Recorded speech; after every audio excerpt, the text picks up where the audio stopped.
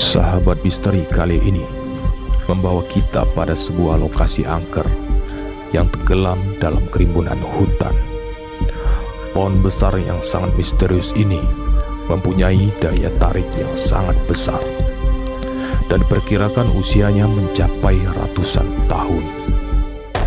Ikuti terus perjalanan kami di Sahabat Misteri.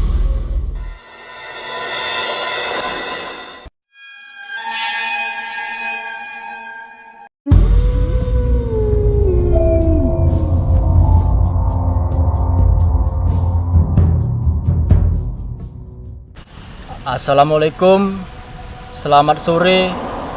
Kembali lagi bersama Sahabat Misteri. Kami saat ini berada di lokasi angker yang berada di salah satu daerah yang bertempat di Desa Pasar 6, Kuala Mencirim, Kecamatan Seibingai, Kabupaten Langkat. Dan jika kalian mengetahui lokasi-lokasi angker yang kalian ketahui, silahkan komen dan tinggalkan pesan di bawah. Kami akan datang untuk kalian bersama Sahabat Misteri. Dan sebelum melanjutkan video ini, jangan lupa untuk mensubscribe, like, dan komen, dan bunyikan loncengnya agar dapat mendukung channel kami ini untuk menguak lokasi-lokasi angker. Terima kasih. Kita saat ini sudah kehadiran narasumber yang merupakan warga asli desa sini. Untuk melanjutkan penelusuran yang tadi, mari kita langsung bertanya kepada sang narasumber yang mengetahui lokasi dan kejadian yang berada di lokasi tersebut. Selamat sore, Pak. Selamat sore. Dengan Bapak siapa? Dengan Bapak Butan. Boleh diceritakan sedikit, Pak, yang tentang sejarah yang lokasi tadi, yang pohon yang kami lihat lah tadi. Ya, sebenarnya pohon itu dulunya kami juga nggak tahu karena keberadaannya berada di dalam tanah. Ya. Dulunya itu lokasi itu merupakan perkebunan tebu, PTPN ya. Nah, suatu saat lokasi itu dibuat tambang pasir, galian sil kita di sini bilang. Nah, ketika dikorek dengan kedalaman 8-10 meter, tiba-tiba muncullah kayu-kayu fosil yang besar tadi kan gitu. Nah, kami juga bingung gitu. Apa nih sebenarnya lokasi ini dulunya gitu. Tapi ya seiring itu bukan 1-2 pohon saja yang ada di sini yang terlihat muncul dari dalam itu, tapi banyak gitu, 5-10 bahkan sampai 20 batang, dan sudah banyak juga yang dibakar orang, yang ditebang orang, gitu, dipotong sama orang-orang sekitar sini. Itulah dia awal mula dari munculnya pohon tersebut yang merupakan fosil kayu. Terus itu kan pohonnya besar sampai ke dalam, menjulang ke dalam itu, Pak. Itu akarnya belum kelihatan apa ya? Kalau sepengetahuan saya, dari sekian banyak pohon itu dengan ketinggian 8 meter, ada yang 5 meter, 6 meter, tunggulnya itu belum pernah saya nampak akarnya. Belum pernah saya nampak akarnya. Terus itu kalau diperkirakan pohonnya itu berapa tahun ini, Pak? Kalau menurut perkiraan saya itu ukuran pohon itu lebih kurang udah ratusan tahun lah. Ratusan tahun, Pak ya. Karena kalau lihat dari besarnya itu, kemarin tuh ketika saya ke sana itu saya coba tes itu sekali, kami berdua itu nggak sanggup, nggak sampai itu, tangan kami tidak sanggup. Berarti kan itu kalau menurut yang sudah saya lihat di mana-mana itu, kayu itu berkisar ratusan tahun lah. Ratusan tahun.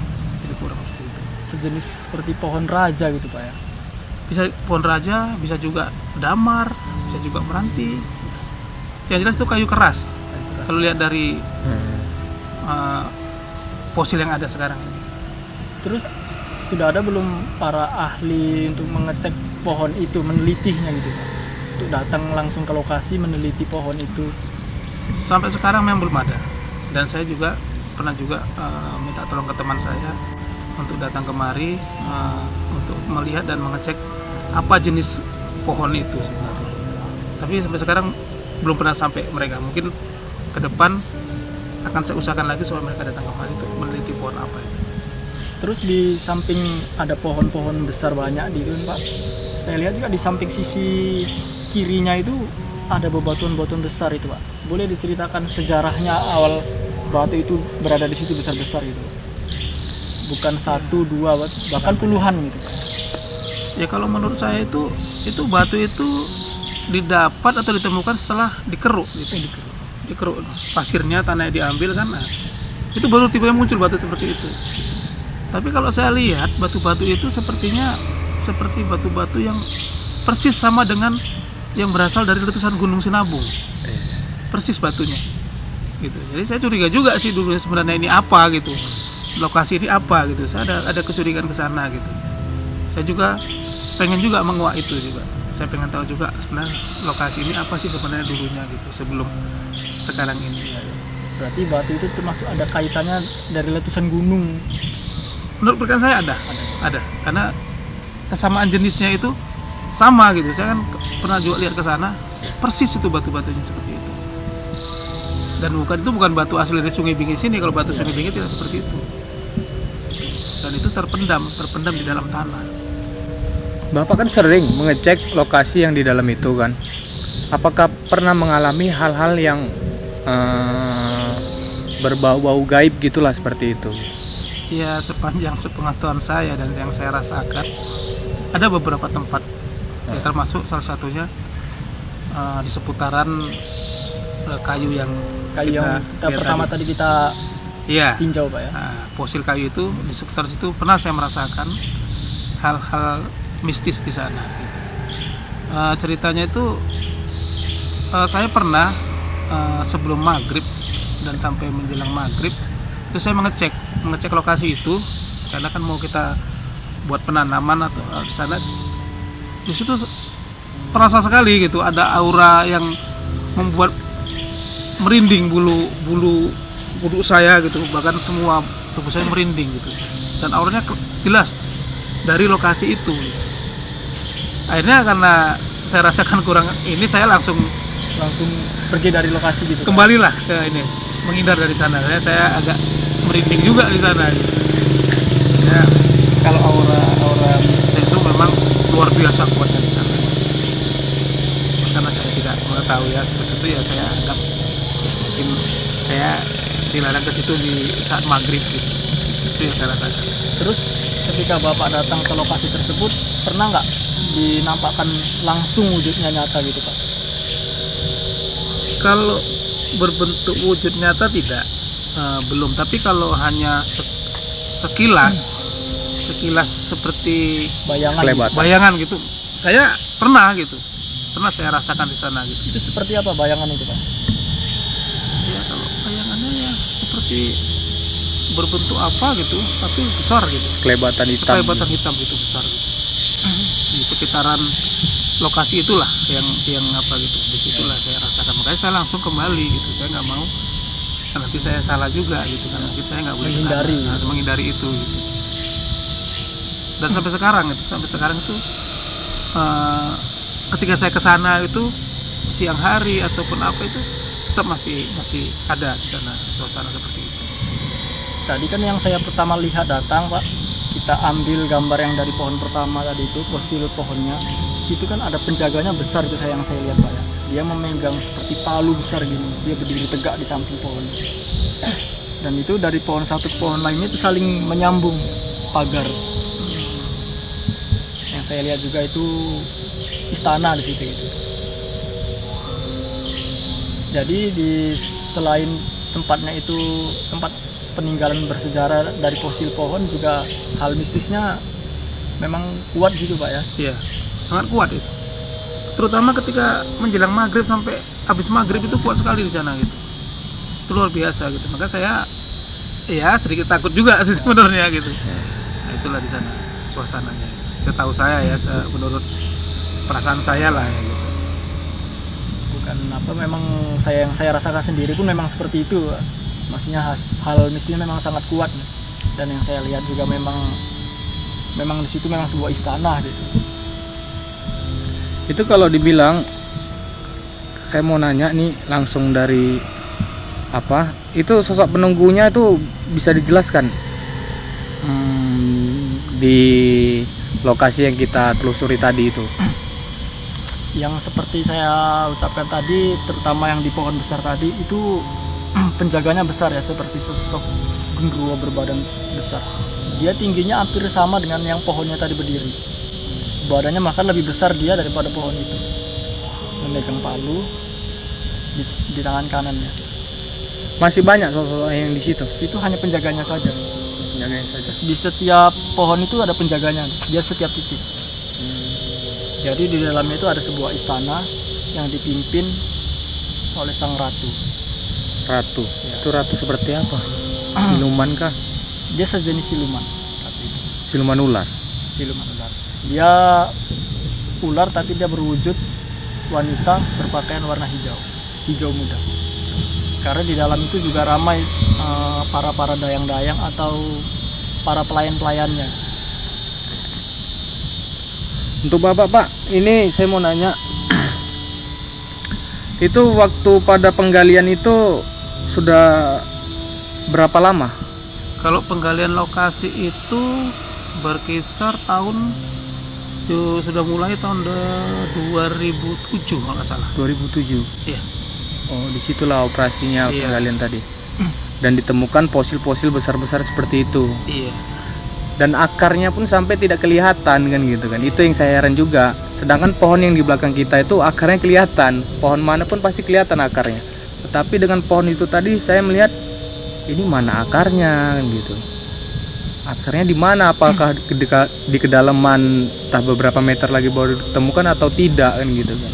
Tapi kalau dipikir secara logika lah Pak, dulu kan di sana tempat bekas galian C. Itu kalau memang dia kan punya alat berat itu kan bisa ditarik kayunya pasti gitu Pak. Iya. Tapi bahkan sampai sekarang masih tetap berdiri gitu Pak. Iya, itu dulu pernah diganggu-ganggu sama pengen dibongkar ataupun dipotong ya.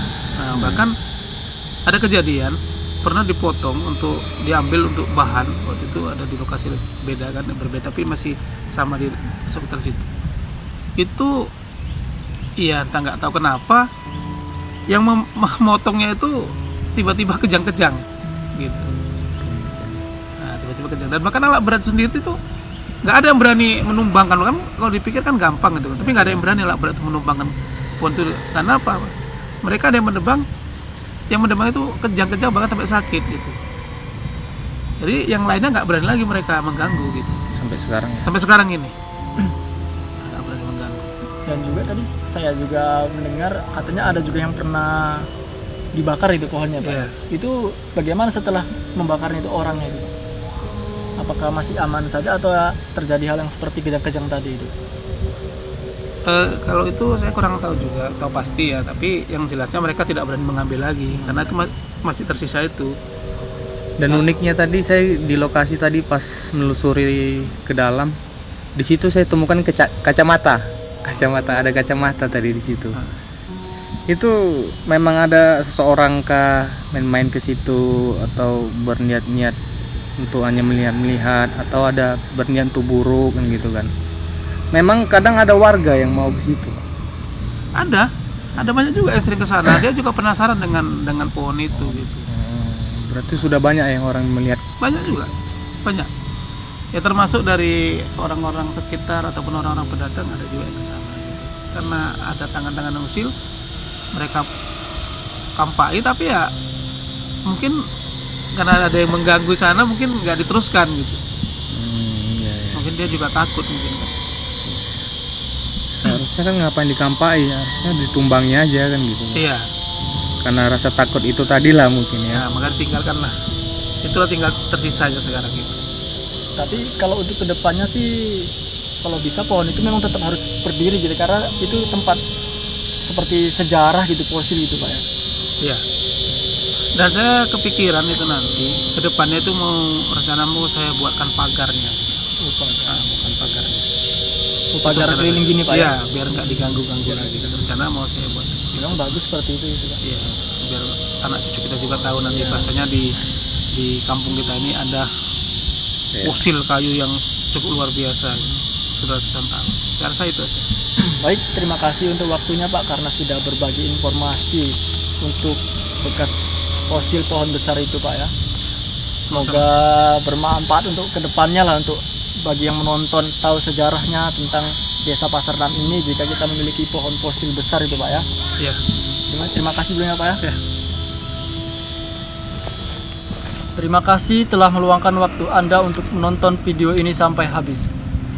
Tetap terus dukung karya-karya Sahabat Misteri dengan cara klik tombol subscribe, like, dan komen, dan share sebanyak-banyaknya. Assalamualaikum warahmatullahi wabarakatuh.